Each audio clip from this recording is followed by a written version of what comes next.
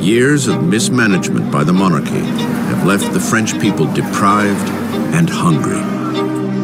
Nearly a decade earlier, King Louis XV lost the 7 Years' War, battling Great Britain over territory in North America. The ill-fated conflict all but bankrupted France of money and prestige, leaving the country's coffers drained, even as its population is growing bigger every day.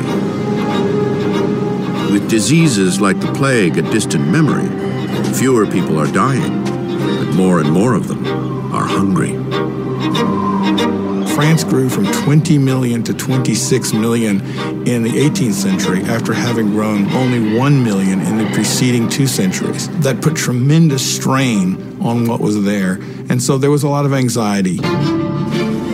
4 years after the royal wedding, Prince Louis's grandfather loses his final battle with smallpox. Louis XV dies a defeated and unpopular king and leaves behind a country on the brink of chaos.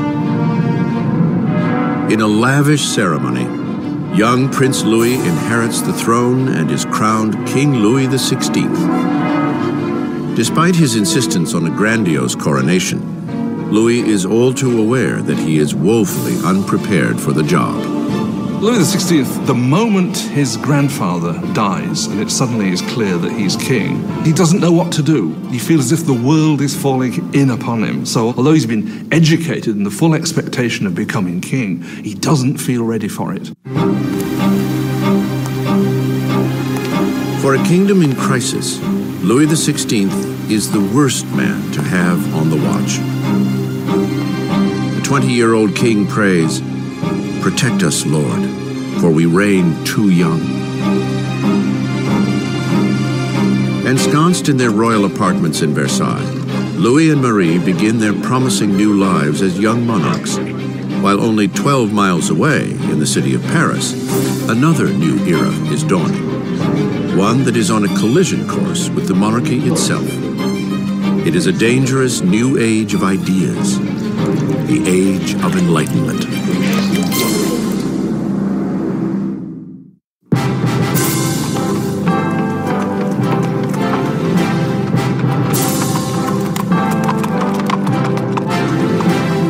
As the royal carriage approaches the esteemed Louis le Grand College, crowds gather for a glimpse of grandeur. It is a day to welcome the newly crowned king, Louis XVI, and his lovely Austrian wife to the city of Paris.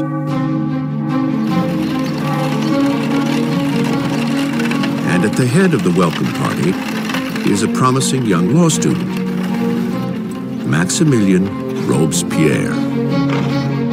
When Robespierre was a schoolboy, the king visited the college and Robespierre gave a Latin address to the king. So he actually spoke to Louis XVI when he was a teenager. As Robespierre respectfully delivers his Latin soliloquy, the king hardly notices the boy. But years later, their fates will again intertwine under very different, much darker circumstances. It was one of these rituals that take place in every school, and yet, of course, it was so charged with irony, because here you had the young Robespierre reading this discourse in honor of the man he would later kill. For now, the welcome is warm and the flattery sincere.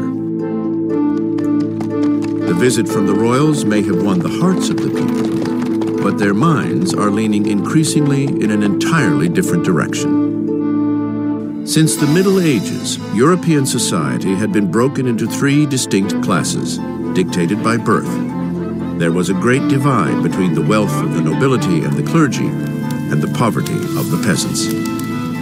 Then, at the blossoming of the 18th century, reason and science began to challenge this age-old tradition. Swept up on a current of innovation and new literature, Paris now radiates as the philosophical center of the world. The city pulses with a great flourishing of knowledge, a shining beacon of possibility. It is the age of enlightenment. The Enlightenment is a movement which says don't trust authority, don't trust anything that you've been told by anybody else at all. Think it out for yourself, test it for yourself. In old regime Europe, you were told what to think. You were given information from above by your rulers, by your priests. And so the idea that you could map out all of human knowledge and then have access to it was revolutionary. In elite salons across Paris, aristocrats gathered to discuss Enlightenment authors and the burgeoning Age of Reason. Voltaire, Rousseau, fresh voices who champion liberty, control of one's own destiny, and above all, equality. The passion for this new literature is highest among the upper class, but as Enlightenment ideas take root at all levels of society, the drive for equality will begin to threaten the aristocratic way of life. What makes it dangerous is it means you will eventually question, why are aristocrats the ones with privilege? Can't we change the world to make it a better place? Isn't progress possible? All of that will eventually undermine the idea that monarchy is natural, aristocracy is natural, and hierarchy is natural. To see Enlightenment ideals in action, one need only look across the Atlantic, where the Americans are fighting for freedom from France's old nemesis, Great Britain. Young King Louis wants revenge for his grandfather's defeats, and he sees an opportunity in the American War of Independence. Louis commits to the cause a total of 2,000 million livres, enough to feed and house 7 million French citizens for a year. His investment would mark the beginning of financial collapse for France. America bankrupts France, in effect, because the debt which the French monarchy incurs in order to fight the American War of Independence turns out to be absolutely crucial in the financial situation of the French monarchy, because the French monarchy cannot pay those debts. While Louis sends money and troops across the Atlantic, Marie is busy incurring debts of her own. Life at Versailles is a never-ending routine of archaic ritual and formality. There are ceremonies for the waking of the king and queen, for dressing, for dining, for retiring to bed. To keep herself amused amidst the ritual drudgery, Marie Antoinette presides over a parade of increasingly outrageous fashions. Marie was obsessed with fashion, especially these towering hairdos that were several feet high, that took hours and hours in the construction and fit all sorts of ornaments and fruits, and to many people they seemed like an obscenity. They came to represent what was all that was wrong with her and with Versailles and that culture. Marie occupies herself with court gossip, gambling, and the staging of plays. As her expenses accumulate, Marie earns the nickname Madame Deficit. Marie is given the name Madame Deficit as the country is in economic chaos, and she continues to spend as if nothing's happened on dresses and jewels and shoes, and she was the Imelda Marcos of her day. Of all the debts Marie incurs, the greatest is what she owes her country, an heir to the throne. In the 7 years since their marriage, Louis and Marie have yet to produce a child. Marie finds herself in an increasingly humiliating position. The job of the Queen is to produce a male heir. It's absolutely essential for there to be a son. And during that time, people criticize, people are dissatisfied, people say the king should never have married this Austrian archduchess, and now she can't even produce an heir to the throne. Marie is desperate. Louis's appetite for food is unquestioned, but sex is clearly not on the menu. Il y a toute une correspondance entre l'ambassadeur d'Autriche et Marie-Thérèse, the mother of Marie Antoinette, questioned, if a girl as gorgeous as my daughter cannot get him going, then what is going on? Qu'est-ce qui se passe? Louis XVI and his young wife were not able to conceive for 7 years. This cast a pall on the beginning of his reign, and because his hobby as a locksmith was well known, there were all sorts of salacious songs circulating to the effect that the locksmith was having a hard time finding the keyhole. Louis's disinterest in sex is seen as a lack of bravado as a king. Finally, after years of frustration and pressure from the court, Louis is diagnosed with a treatable condition called phimosis. Louis had a deformity that made arousal extremely painful. Therefore, there was no consummation until there was a surgical procedure that could correct this. But he was scared to death to have it. And it took years for him to agree to have it. And when he finally did, voila. After a simple surgery, the couple is able to have their first child, Marie-Thérèse. But there is no easy fix for the years of damage to Marie's image.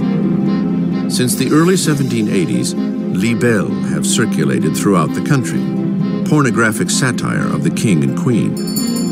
Obscene pamphlets mock Louis's impotence and portray Marie as a promiscuous harlot in a debauched and decadent court. The people's view of the monarchy sours as conditions in the countryside worsen. After a succession of bad harvests, deregulation has raised the cost of flour, leading to a shortage of the very heart of the French diet, bread. But the hardships naturally stop at the gates of Versailles. As the royals continue to live in extravagance, complaints are committed to paper. One charge is leveled directly at the royal court. Do you know why there are so many needy people? It is because your luxurious existence devours in one day the substance of 1,000 men. The man behind this charge? The same young man who just a few years earlier regaled the king and queen after their coronation, Maximilien Robespierre. In Robespierre, the people will soon gain a voice, calling for liberty, equality, for revolution. Versailles in the late 1700s is an oasis of extravagance, surrounded by a land in despair.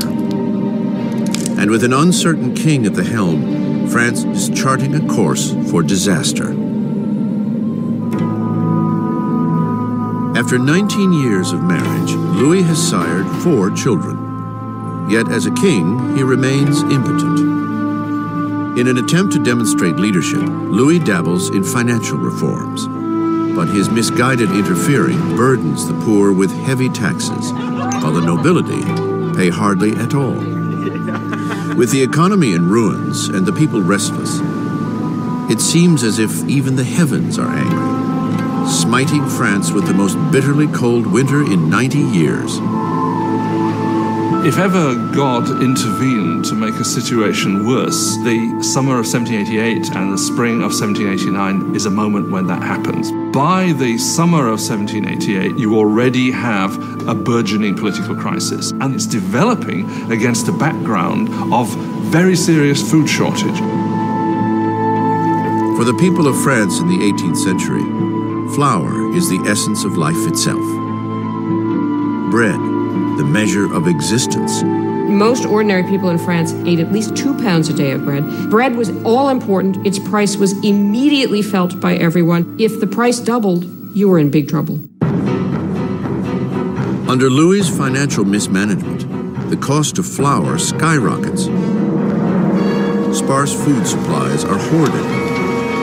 And the cost of a loaf of bread soon equals a month's earnings.